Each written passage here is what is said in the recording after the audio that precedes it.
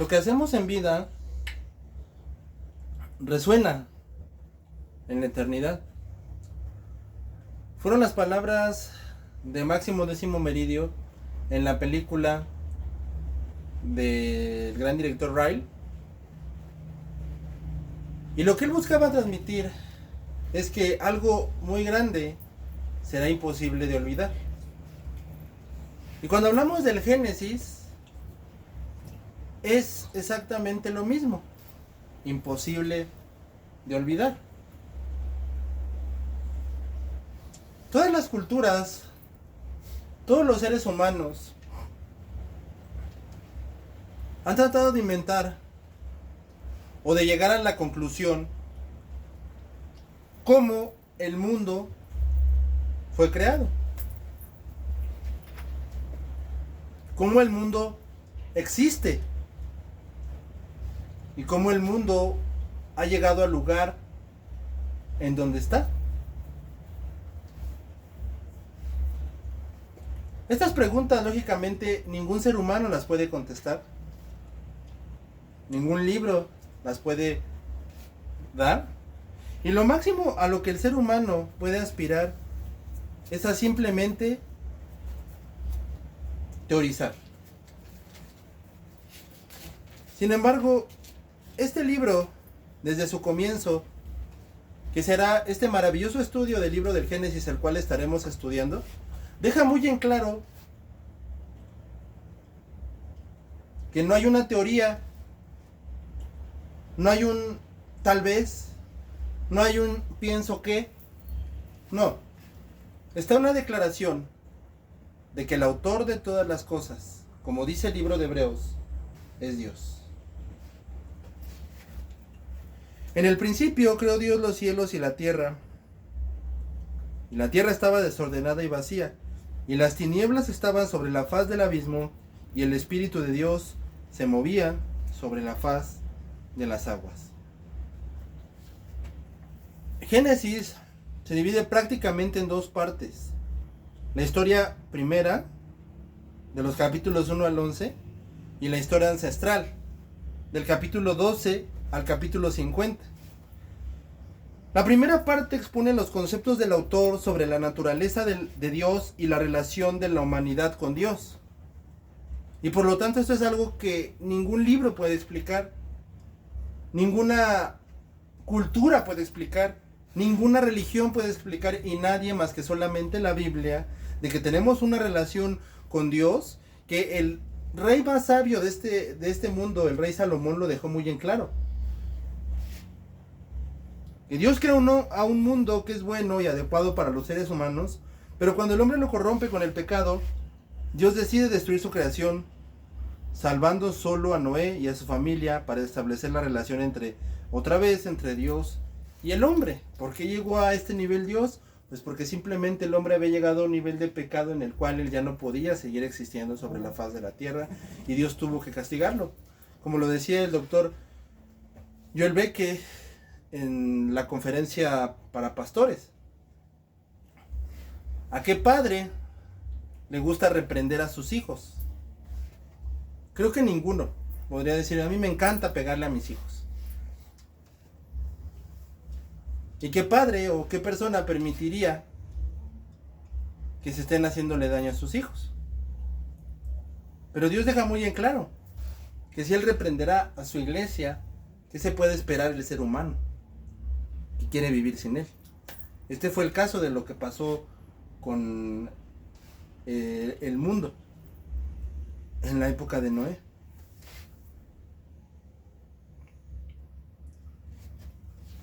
Así que los primeros capítulos relatan a Adán y Eva, el asesinato de Abel por parte de Caín, el arca de Noé y la torre de Babel. Y después la historia ancestral narra la prehistoria de Israel, el pueblo elegido de Dios. Por mandato de Dios, el descendiente de Noé, Abraham, viaja desde su lugar de nacimiento, descrito como Ur de los Caldeos, y cuya identificación con Ur Surmeria es tentativa en la erudición moderna, según el Dr. Cadbury. Y la tierra es dada por Dios de Canaán, donde habita como extranjero, al igual que su hijo Isaac y su nieto Jacob. El nombre de Jacob se cambia por Israel, y por mediación de su hijo José Descienden a Egipto 70 personas en total y Dios les promete ese futuro con grandeza para proteger el linaje del cual vendría su Hijo Jesucristo. Génesis termina con Israel en Egipto listo para la llegada de Moisés y el Éxodo, y la narración está llena de alianzas con Dios cuyo alcance se va reduciendo sucesivamente desde toda la humanidad, la alianza con Noé, hasta una relación con un solo pueblo a través de Abraham y sus descendientes a través de Isaac y Jacob, para dejar muy en claro, establecer este pacto con Israel para que de aquí viniera el Salvador y a través de eso alcanzar no solamente a Israel, sino a todo el mundo. El hecho de que Dios haya escogido a Israel para que de ahí viniera el Mesías no fue simplemente porque sí, ni porque a Dios le caía bien Israel, ni por como decía alguien, es que lo que pasa es que algo tienen de especial los judíos no tienen nada de especial. Dios escoge a Israel para que a través de ahí venga el Mesías, su Hijo Jesucristo, es el linaje que está protegido desde Génesis, y también deja muy en claro que esto lo hace únicamente para que de ahí venga el Mesías y por lo tanto llevar este evangelio a todo el mundo.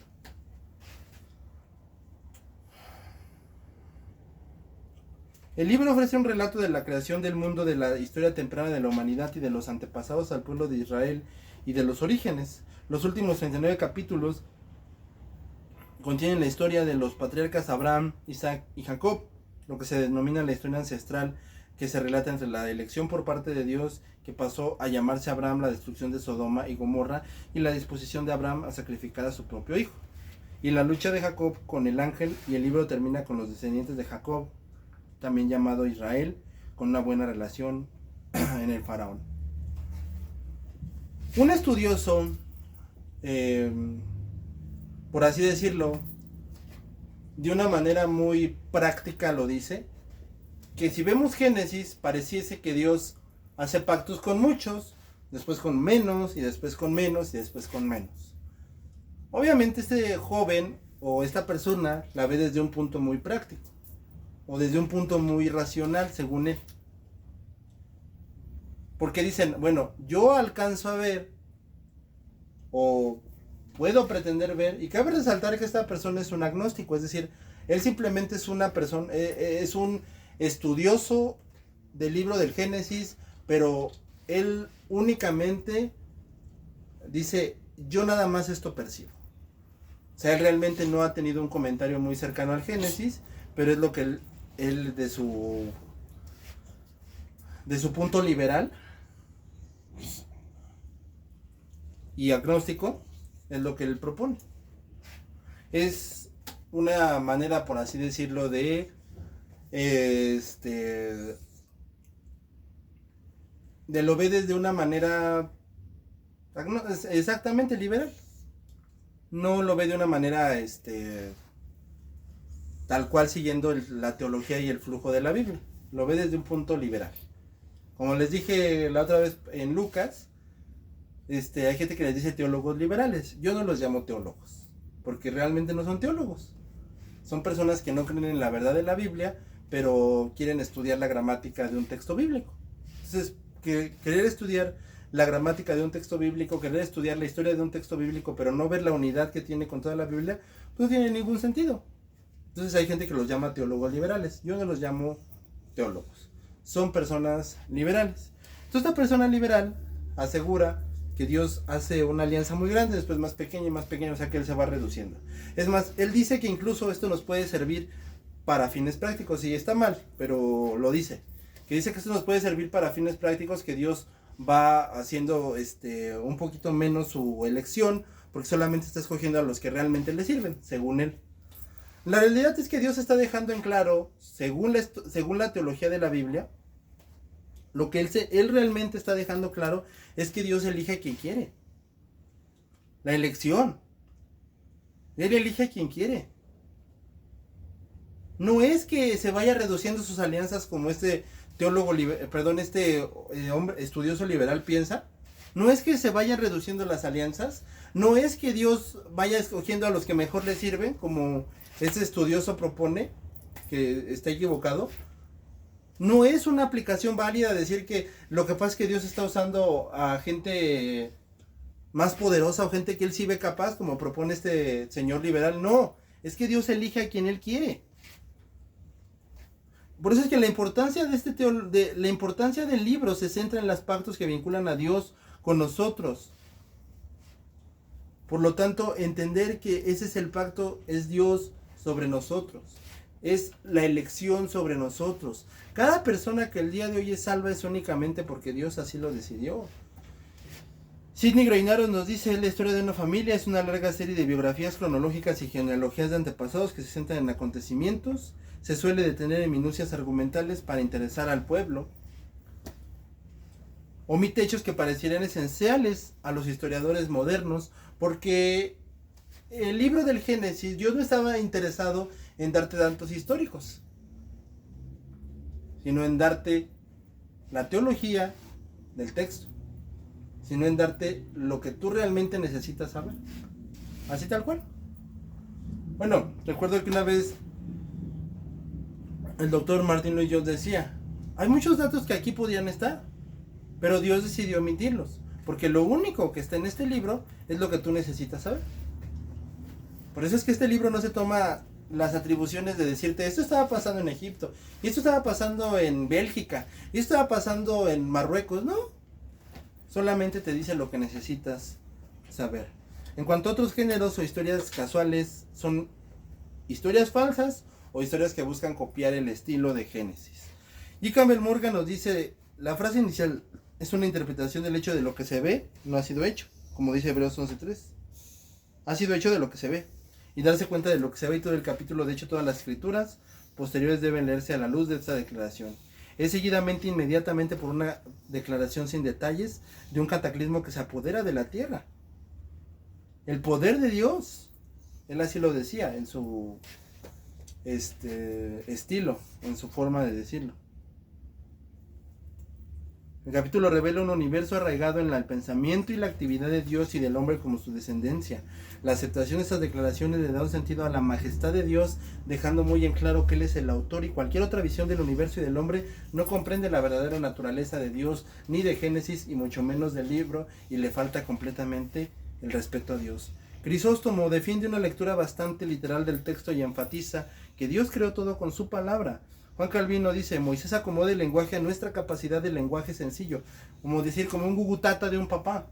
O sea, no es que el papá no pueda hablar, es que el papá busca comunicarse con el bebé. O sea, el bebé cuando escucha gugutata, ay, pues qué bonito. El bebé que no, su cerebro no está completamente desarrollado, dice: ay, qué bonito, mi papi me está hablando. Pero no es que el papá no pueda hablar o articular palabra. Claro que el papá puede hablar bien, pero él decide hacerle gugutata. Ay, qué pacho, mi niño. O sea, Dios está buscando comunicarse sencillamente con el ser humano. Martín Lutero en sus conferencias de Génesis decía: ve a Génesis y es el fundamento del pecado, la muerte y la necesidad de redención. El gran teólogo Charles Hutch afirma que Génesis enseña a Dios como creador personal y la creación ex nihilo. Quiere decir que de la nada. Dios no necesitó absolutamente nada para crear este mundo. John MacArthur nos enseña un enfoque literal y gramatical de todo el libro. Si Génesis falla, dice él, decía el doctor MacArthur, toda la Biblia colapsa. O sea que Génesis no puede estar mal, porque Génesis es el inicio de todo, como decía Lucas Alemán. Una construcción que empieza débil seguirá, y cuando sea la hora de que se derrumbe, pues débil terminará. Entonces, sin Génesis, falla la Biblia colapsa. El pecado es real, necesita redención. Allen Penrose nos dice que tiene un enfoque general y Dios trae orden del caos y todo apunta para su gloria. La creación y la bendición, y la esperanza y el evangelio. Lo llaman así en teología el proto-evangelio, es decir, como el prototipo. La primera vez que se nota el evangelio. Génesis 3:15. La realidad es que el evangelio está desde siempre. Porque el evangelio son las buenas nuevas de salvación. Entonces las buenas nuevas es que Dios ha decidido salvar al ser humano. Y eso lo hace desde Génesis.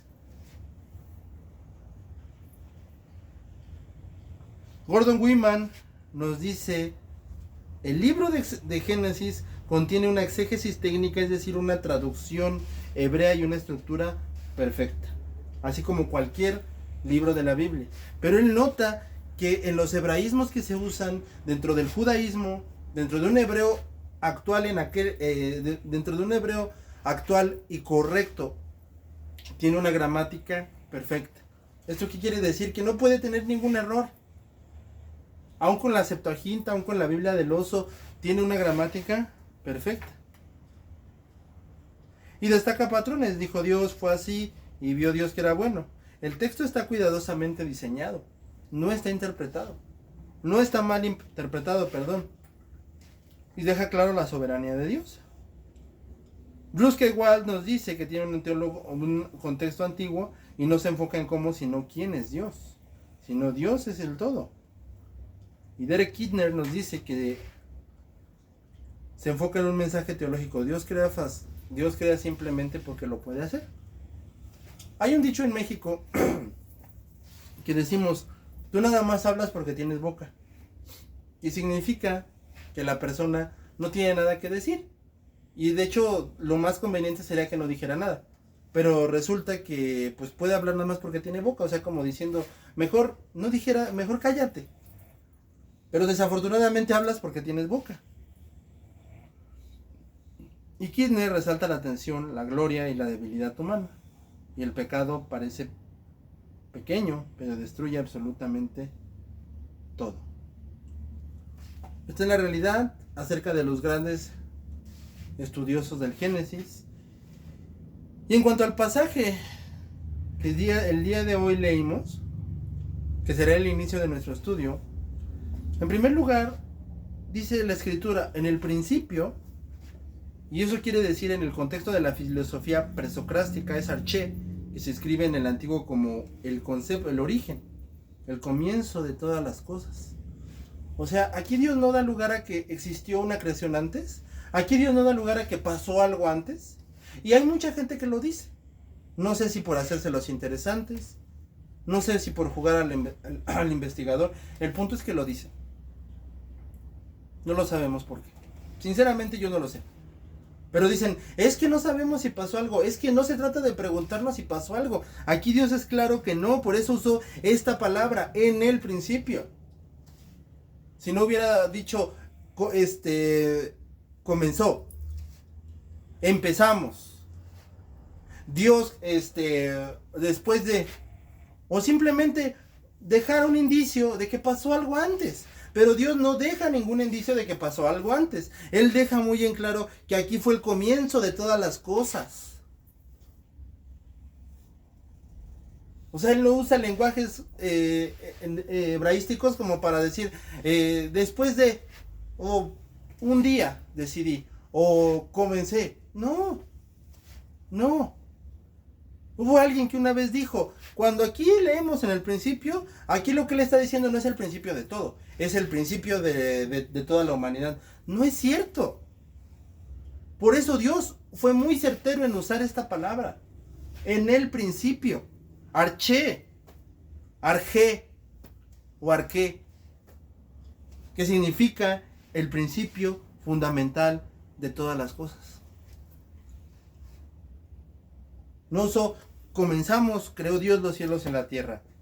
Después de, o inició, no. Dios es muy claro de que aquí inició todo.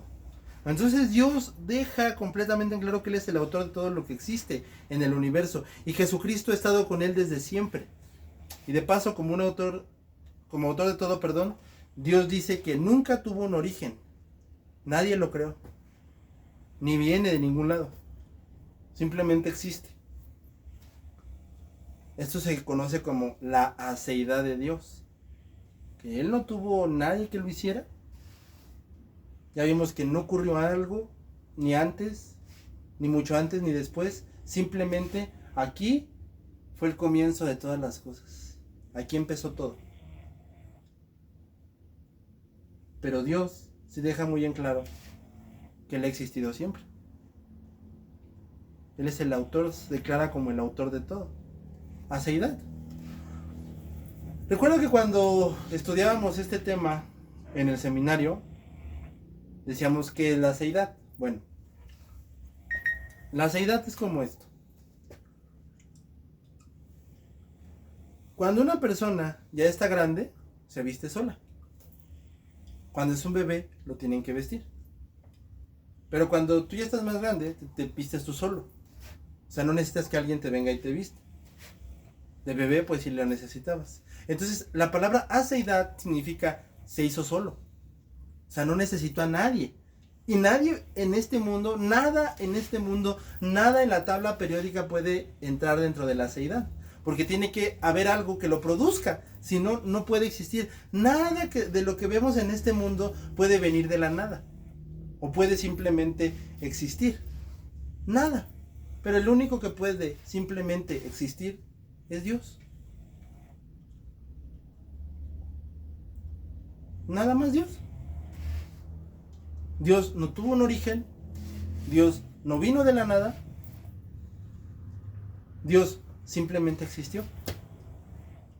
Por eso te digo, ninguna cosa en este mundo puede decir, vine de la nada.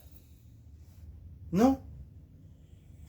Y tampoco puede decir nadie en este, nada en este mundo, nadie puede decir, me hice solo. Nadie. Hoy en día todos se creen dioses y andan con sus delirios de dioses y, sí, no, pero yo soy un dios y yo no necesito a nadie. Pues no es cierto, porque necesitaste a tu mamá y a los médicos para nacer. Necesitaste a tu mamá que te diera pecho, que te cuidara. Algunos necesitaron estar en incubadora. O sea, desde ahí vemos que no es cierto que vinieron de la nada. O que se hicieron solos tampoco. El único que puede producir esas cosas, hacer cosas de la nada y simplemente existir, es Dios. Y Él así ha sido. Pero dejando en claro que Él no vino de la nada, sino que simplemente siempre ha existido. Entonces el pasaje enfoca a Dios como el autor de todas las cosas y no pone duda alguna. ¿Y cómo estaba la tierra? Dice la escritura que desordenada y vacía. En hebreo tohu bahu, bajó. Es decir, que la tierra estaba vacía, sin forma, sin orden, como un lugar sin nada, un espacio vacío. Y queridos, esto es muy importante mencionarlo, porque hace algunos años, no sé con exactitud, surgió una teoría, de que hubo una creación preadámica, una batalla cósmica, y que Dios inundó la tierra, y por eso el mundo quedó así. Entonces no existe ninguna parte de la Biblia que respalde esta teoría. De hecho, como bien lo señala Nathan Buttigieg, no hubo humanidad antes de Adán.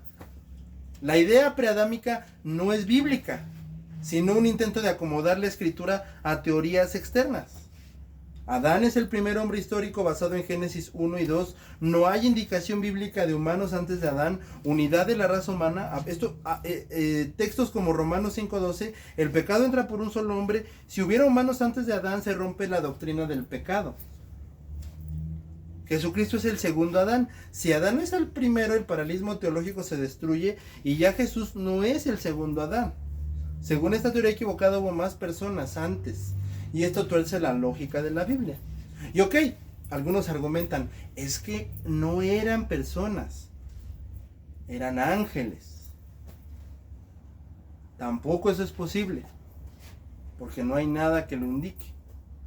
Dios es claro que aquí en Génesis inició todo.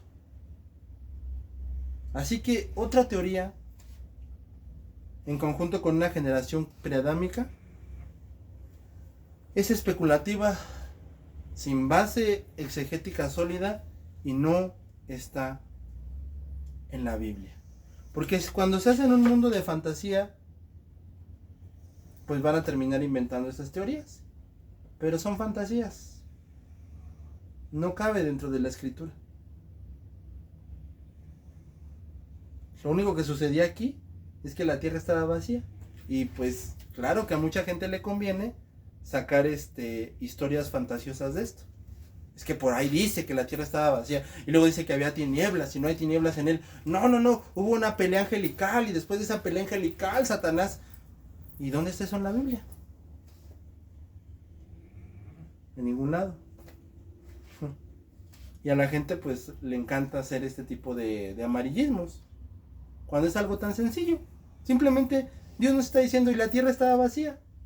O sea, Dios, el autor de todas las cosas, con el Señor Jesucristo, Él se enfoca en dejar en claro, Él es el autor de todo, Él es el Señor de todas las cosas, no necesitó a nadie para existir, no necesita a nadie para existir. Él es el creador de absolutamente todas las cosas.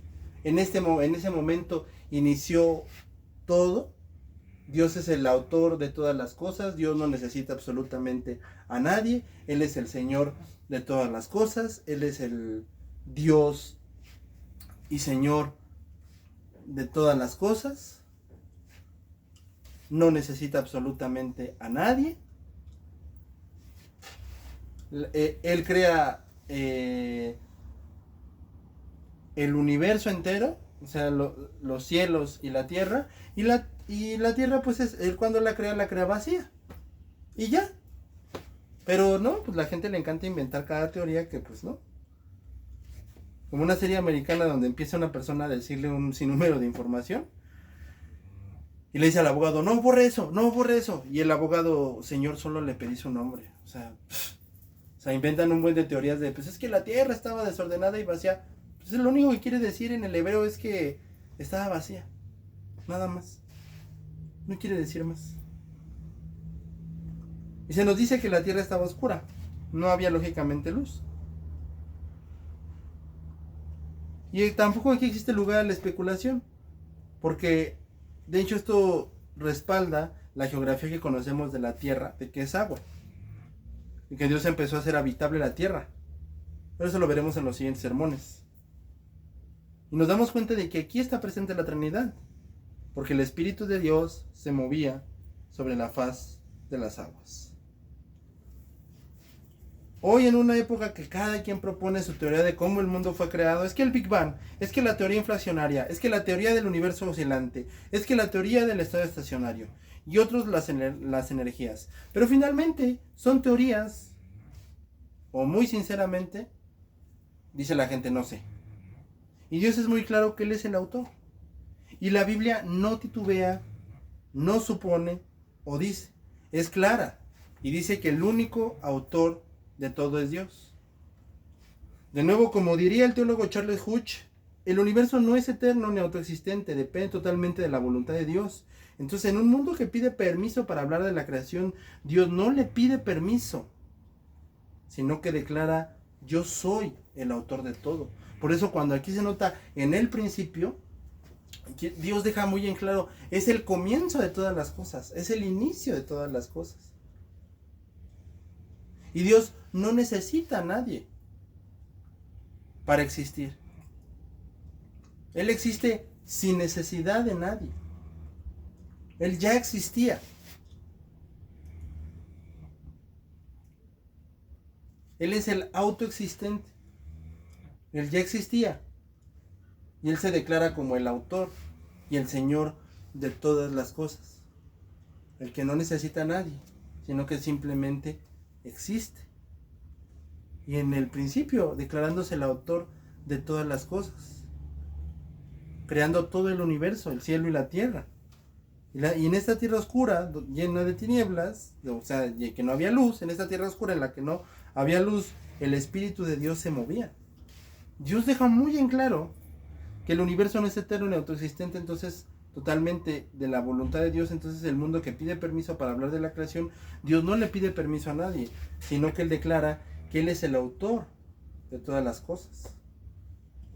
Por eso es que aquí en esta parte del principio, Él enfatiza simplemente que Él es el Señor de todas las cosas. Él es el Dios de todas las cosas. Y que Él no necesita a nadie para existir. Por eso es el Señor de todas las cosas. En un mundo de dioses donde cada quien hace su voluntad, Dios recuerda, hey, yo soy el dueño. Así como Moisés declaró esa grandeza en el Salmo 90. Antes de que fuesen los montes y desde el siglo y hasta el siglo, tú eres Dios. Y eso también es muy consolador, porque en este mundo donde abunda la ansiedad y el temor de Dios reina, eso nos debe de consolar. Como diría el puritano Thomas Goodwin, solo me queda una cosa en este mundo: el Señor reina. Y este principio del creador de todo se refuerza en creó. Porque la palabra crear, que se usa en este pasaje, significa crear de la nada. Decía mi profesor Héctor Bloom: noten a las amas de casa, a los profesionistas, todos necesitan un producto para poder empezar. Todos. ¿Y Dios acaso necesita algo? Por eso es el Dios omnipotente, diría el doctor David Barceló, el todopoderoso, no muy poderoso, porque decir que es muy poderoso significaría que tiene un límite. Aunque fuera muy grande, tiene un límite, porque es muy poderoso. Pero Dios, su poder no tiene límites. Por eso es el todopoderoso. Por eso es el autor de todas las cosas. Es el Señor de todas las cosas y no necesita absolutamente a nadie para existir. A nadie. Él simplemente ya existía y no necesita absolutamente a nadie para existir. Y entonces estas palabras nos deberían de hacer eco de quién es nuestro Dios, cómo nosotros pensamos de nuestro Dios, y que Dios es todopoderoso. Dios creó de la nada y simplemente existe. El que así solo se hizo. Esto nos debería de hacer eco de quién es nuestro Dios. Y alguien también ha dicho que este primer pasaje es supremo en belleza y doctrina, porque revela a Dios como nuestro todo. Por ello es que el mensaje resume la creación del universo en dos palabras: cielos y tierra. En el contexto hebreo y la traducción original, este es el resumen de todo el universo: el cielo, las galaxias y todo, y la tierra, todo lo que vemos. Así que el pasaje nos muestra el comienzo de lo que finalizará en Apocalipsis, y tenemos el único libro que nos muestra cómo empieza este mundo y cómo terminará. Nadie tiene esa información, solo Dios. Aquí se abre esta línea del comienzo del plan de Dios, aquí en Génesis, hasta la consumación del plan de Dios. Y siempre presente es el Padre, el Hijo y el Espíritu Santo, siempre. Así que llevando esto a la conclusión, ¿cuál sería el plan de Dios? ¿Hacernos una tierra bonita? ¿Que fuéramos felices? En parte sí. Pero el plan supremo de Dios fue mandar a este mundo a su Hijo y dar su vida para que todo aquel que crea sea libre de ser condenado en el infierno por sus pecados. Y hoy esta puerta sigue abierta de par en par para que tú sepas que el plan eterno de Dios es darte esa salvación. Entonces, si hoy tú estás sin Jesús, no rehuses esa misericordia. No te sigas burlando de Dios. No sigas estando caminando como su enemigo. No sigas continuando como su enemigo. Como dice el libro de Romanos, ve este mundo y date cuenta que está por terminar. Y recuerda que aunque faltaran muchos años para que este mundo terminara, recuerda que tu vida no es eterna. Y por eso Jesucristo vino a dar su vida por ti. Ese siempre fue el plan supremo de Dios que comienza en Génesis. Todo esto para mandar a su Hijo a morir por ti y a morir por todos aquellos que crean que Él es el único y verdadero Salvador. Sin embargo, aquellos que lo rechazan no van a tener ninguna esperanza, no tendrán ninguna salvación y ninguna oportunidad, porque decidieron rechazarlo. La realidad es que el plan eterno de Dios fue mandar a su Hijo Jesucristo a morir por ti, a dar la vida por todos aquellos que crean. El plan eterno de Dios fue mandar a su Hijo a morir en la cruz, para que todo aquel que crea que Él es el único y verdadero Salvador sea salvo. Así que el día de hoy, ¿qué estás esperando para venir? Si el día de hoy tú te encuentras sin Jesucristo, ¿qué estás esperando para venir? El plan eterno de Dios fue mandar a su Hijo a morir en esta tierra para darle la salvación a todo aquel que crea que Él es el único y verdadero Salvador. Si el día de hoy tú estás viviendo sin Cristo, si el día de hoy tú estás caminando sin Cristo, no sigas caminando, porque el Creador del universo, por eso, proveyó una salida. Y esa salida es Jesucristo, para que tú la tomes y no termines en el infierno. Toma esa salida y toma la salvación. Que Dios te bendiga.